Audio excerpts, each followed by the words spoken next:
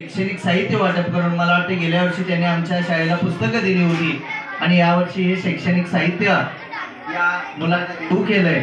खरोखरच विद्यार्थ्यांना एक छोटीशी असना पण त्यांच्या शैक्षणिक वाटचालीला हातभार लावणारी ही गोष्ट आहे। याबद्दल पगारिया फाउंडेशन या फाउंडेशनचं विद्यामंदिर अनूर शाळेचे मुख्याध्यापक, सर्व शिक्षक स्टाफ, शाळा व्यवस्थापन समिती, सर्व विद्यार्थी आणि अनूर ग्रामस्थ यांच्या वतीनं त्यांचे खूप खूप आभार।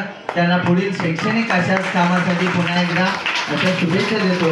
या ठिकाणी उपस्थित असणारे या ठिकाणी अनूर गावचं ज्यांना आपण भूषण म्हणतो असे पुरस्कार मिळालेले, या ठिकाणी समाजभूषण पुरस्कार ज्यांना गेल्या वर्षी जाहीर झाला आणि मी पाहतोय की त्यांच्या घरी जर गेलं तर असे सगळे वाचत राहावं असं त्यांचं कार्य या ठिकाणी आहे।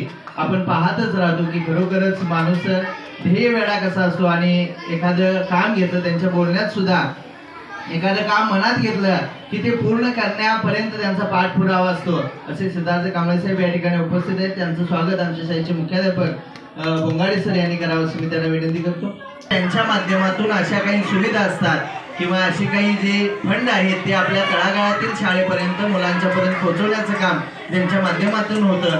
असे प्रमोद कांबळे साहेब यांचंही स्वागत या ठिकाणी आमच्या शाळेचे आमचे सहकारी कुंभार सर, संतोष कुंभार सर यांनी करावं असं मी त्यांना विनंती करतो।